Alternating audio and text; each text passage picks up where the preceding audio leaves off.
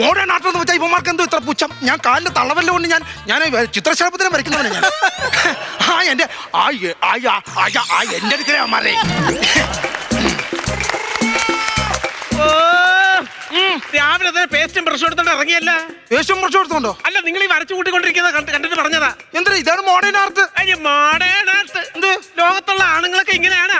ഓരോ വീട്ടിൽ എന്തെല്ലാം കാര്യങ്ങൾ നോക്കണം. ഇത് രാവിലെ ഒരു ബ്രഷും കുറച്ച് ചായ എടുത്തു വെച്ചാൽ മോഡേൺ ആർട്ട് എന്ന് പറഞ്ഞാണെങ്കിൽ ഇരുന്നാ മതിയല്ല. ഒരുപാട് കളിയാക്കല്ലേ? ലക്ഷങ്ങളാ ചോദിക്കുന്നത്. ലക്ഷങ്ങൾ എന്തോ ഇതിന്. ആഹാ, ഇതെന്തോ നീ വരച്ചു വെച്ചേക്കണത്? നോക്ക്. ഹായ്, കൈതച്ചക്ക. കൈതച്ചക്കയോ? സിംഹത്തിന്റെ തല വരച്ച് വെച്ചേക്കോ ഞാൻ. ഇതാണ് സിംഹം. പിന്നെ ഇത് സിംഹമല്ലേ? പിന്നെ അത് ശരി. അപ്പൊ വേറെ നോക്കട്ടെ, രാവിലെ കുറെ വരച്ച് കൂട്ടിയിട്ടുണ്ടല്ലോ. ഹായ്, ബൾബിൽ നോക്കിക്കൊണ്ടിരിക്കുന്ന ഒരു ബാലിക. അടിപൊളി തന്നെ. ഇത് ബൾബിൽ നോക്കിക്കൊണ്ടിരിക്കുന്ന കൊച്ചാണോ മതി? പിന്നെന്താ? ഉദയസൂര്യനെ നോക്കി നിൽക്കുവോ? എന്തോ ചെയ്യണോന്ന് അറിയാൻ വയ്യാതെ അത് വരച്ചു വെച്ചേക്കുന്ന. ഇതാണ് ഉദയസൂര്യൻ. പിന്നെ അതല്ലേ ഉദയസൂര്യൻ. പിന്നെ ആ ക്ലബിൽ നിന്ന് കുറച്ച് പിള്ളേർ വന്നായിരുന്നല്ലേ? എന്തോ ഒരു പടം വരച്ചു കൊടുക്കണം. നമ്മളെ വേലുത്തമ്പി ദളവേട ഞാൻ വരച്ച് അപ്പഴേ ഇട്ടിരിക്കുമല്ലേ? പയ്യന്മാര് പോയപ്പോ തന്നെ അപ്പഴേ അതല്ലേ വരച്ചു മെയിൻ. പിന്നെ അത് നന്നായിട്ട് എന്തോ വേലി, കമ്പി, തവള. എന്റെ പൊന്നു. പക്ഷേ ഇതുകൊണ്ട് ചെല്ലല്ലേ, നാട്ടുകാരെടുത്തിട്ട് അലക്കും. പിന്നെ ഈ വേലുത്തമ്പി ദളവ എന്ന് പറയുന്നത് പണ്ട് ബ്രിട്ടീഷുകാർക്കെതിരെ പടപൊരുതിയ വലിയൊരു സൈന്യാധിപനാണ്. എന്നും പറഞ്ഞ് വേലിക്കകത്ത് തവളക്കിരിക്കണ്ടായോ? ഈ ലോകത്തെല്ലാരും ഒരു പണി പഠിച്ചിട്ടാ ആ ജോലികൾ ചെയ്യുന്നത്. അങ്ങനെ പഠിച്ച പണി ചെയ്യുന്ന ആരും ഈ ലോകത്തില്ല. ഈ ലോകത്ത് എല്ലാവരും പഠിച്ച പണിയാ ചെയ്യുന്നത്. അപ്പൊ നമ്മുടെ മമ്മൂക്ക എന്തോ ജോലിയാ പഠിച്ചേ? വക്കീല് ആണോ? പുള്ളി കോട്ടയം ജില്ലാ കോടതി വാദിക്കാൻ പോവാന്നോ? ഇപ്പൊ പുള്ളി അഭിനയിച്ച് കാറ്റുണ്ടാക്കുവാ. പുള്ളി ജഗദീഷ് സാർ എന്തുവാ ചെയ്യുന്നത്? പ്രൊഫസർ. ആന്നാ പുള്ളി പാലാ കോടതി പഠിപ്പിക്കാൻ പോവാന്നോ? പുള്ളി അഭിനയിച്ച് തകർക്കുവാ ഇപ്പൊ. അപ്പൊ പിന്നെ പഠിച്ച ജോലിയാണ് ചെയ്യണമെന്നൊന്നുമില്ല. അല്ല, നിങ്ങളെ പറഞ്ഞിട്ട് ഒരു കാര്യമില്ല. ഒന്ന് ഈ കുടുംബത്തിൽ സ്നേഹം വേണം, അല്ല ഈ കെട്ടിയ പെണ്ണായി എന്നോട് സ്നേഹം വേണം. ഒരു ദിവസം ഇവിടെ ആക്രിക്കാരൻ വന്നപ്പോ നിങ്ങൾ എന്തോ പറഞ്ഞത്? നിങ്ങൾ എന്താ പറഞ്ഞത്? ഈ ആക്രിക്കാരനോട് പറയാ എന്നെ കൊടുത്തിട്ട് ഒരു സൈക്കിൾ മേടിക്കുമെന്ന്. ഞാൻ അങ്ങനെ പറഞ്ഞിട്ടില്ല. പെയിന്റ് ഞാൻ കണ്ടുപിടിക്കും. നിങ്ങൾ പറഞ്ഞു, എന്റെ ചെവി കേൾക്കാൻ നിങ്ങൾ പറഞ്ഞു. എന്റെ പെറ്റതള്ളയാണ് എന്റെ സുപ്രതീതെ. ഞാൻ അങ്ങനെ പറഞ്ഞിട്ടില്ല. ഞാൻ നിങ്ങൾ സ്വാഭാവികമായിട്ടൊന്ന് ചിന്തിച്ചേ. ഒരു പെട്ടി ഓട്ടർച്ചായിരുന്നു മുതലും ഞാൻ സൈക്കിൾ ലഭിക്കുമോ? അങ്ങനെ പറഞ്ഞു. ഇത് നിങ്ങളെ ഈ മടിയ എല്ലാത്തിനും കാരണം, ഈ സ്വഭാവം എല്ലാത്തിനും കാരണം. എത്ര കാലം ഈ വാടക വീട്ടിൽ കഴിയുന്നു? നമുക്ക് സ്വന്തമായിട്ടൊരു വീട് വെച്ചൂടെ? നമുക്ക് സ്വന്തമായിട്ടൊരു വീട് വെക്കാൻ ലൈഫിൽ നിന്ന് സർക്കാർ കുറെ കാശ് തന്നായിരുന്നല്ലോ. ആ കാശ് എന്തോ ചെയ്ത് കോവളത്ത് കൊണ്ടുപോയി കടല് കണ്ട് സുഖിച്ചു നിങ്ങള്. ഞാൻ എന്തിനാണ് ഈ കോവളത്ത് പോയത്? എന്തിനാ പോയത്? ഞാൻ ഒന്നാമത്തെ കേസ് എന്റെ ഈ മോഡേൺ നാട്ട് സാഹിബിമാർക്കൊന്ന് പരിചയപ്പെടുത്തണം. രണ്ടാമത്തെ ഇത് കടൽ കടത്തി എനിക്ക് വിടണം. എനിക്ക് വിഷയം. നിങ്ങൾ കൂടി എല്ലാത്തിലും കാരണം. നിങ്ങളെ കഴിഞ്ഞവണ നിങ്ങൾ ആശുപത്രി കൊണ്ട് നിങ്ങൾ ചെക്കപ്പ് നടത്തിയില്ലായിരുന്ന? ആകപ്പാടെ കരൾ ഇത്രയേ ബാക്കിയുള്ളൂ എന്നാ പറഞ്ഞ. അത് വെച്ച് എങ്ങനെ ജീവിക്കും? എടി എനിക്ക് ഈ എണ്ണയ്ക്കാണ് സുധാകരനെ ഉള്ളത് മിച്ചം പിടിച്ച് ജീവിക്കാൻ അറിയാം. ഞാൻ അങ്ങനെ ജീവിച്ചോളാം കേട്ടോ.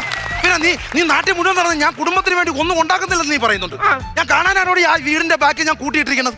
ആ വീടിന്റെ ബാക്കിൽ കുടിച്ച കുപ്പിയല്ല നിങ്ങൾ എന്തോ ഉണ്ടാക്കിയിട്ടിരിക്കുന്നത്? എടി റേഷൻ കട ഒരു കിലോ അരിക്ക് എത്ര രൂപ ഉണ്ടടി?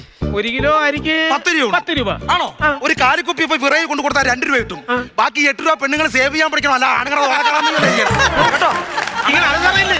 അതെ, ഇത് ഈ സംസാരം അന്തസ്സുള്ള തറവാട്ടിൽ ജനിക്കാത്തോണ്ടാ. എന്തോ എന്റെ തറവാട്ടിന് എന്തോ കുഴപ്പം? ഭയങ്കര അന്തസ്സുള്ള ഒരു തറവാട്. ആനെ മനുകുമാരി ഉണ്ടായിരുന്ന തറവാട്. ആനെ അമ്പാരി ഉണ്ടായിരുന്ന തറവാടാ ഞങ്ങളുടെ. അറിയാവോ? പിന്നെ ഞാൻ ദോഷം പറയുമല്ലേ, ഞങ്ങൾ അച്ചാച്ചൻ രാവിലെ കുറിയും തൊട്ട് കുളിച്ചൊരു കൊറ്റത്തോർത്ത് കൊടുത്തോണ്ട് ചാരി കസേര ഒരു ഇരിപ്പുണ്ട്. എന്തോ പ്രൗഢിയാന്നറിയാവോ? അങ്ങനെ ഇരിക്കുമ്പോഴത്തേനും ഒരു 15 ആന ഇങ്ങനെ നേരത്തെ നിർത്തും മുറ്റത്ത്. അതിനാണ് ആന എങ്ങനെ നിരത്തി നിർത്തുന്നത്? പിന്നല്ല ഈ 15 ആനയും കൂടെ വാരിക്കുട്ടി കൊട്ടക്കകത്താക്കി വെച്ചാൽ പറ്റും. നീ എന്തോടെ അങ്ങനത്തെ തറവാടായിരുന്നു ഞങ്ങളുടെ. കേട്ടാ അണ്ണാ, ഞാനൊരു കാര്യം ചോദിച്ചാൽ സത്യം പറയൂ.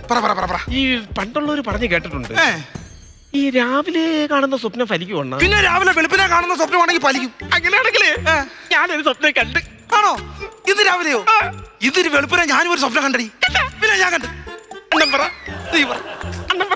നീ പറയടി പൊന്നോ, നീ പറയടി.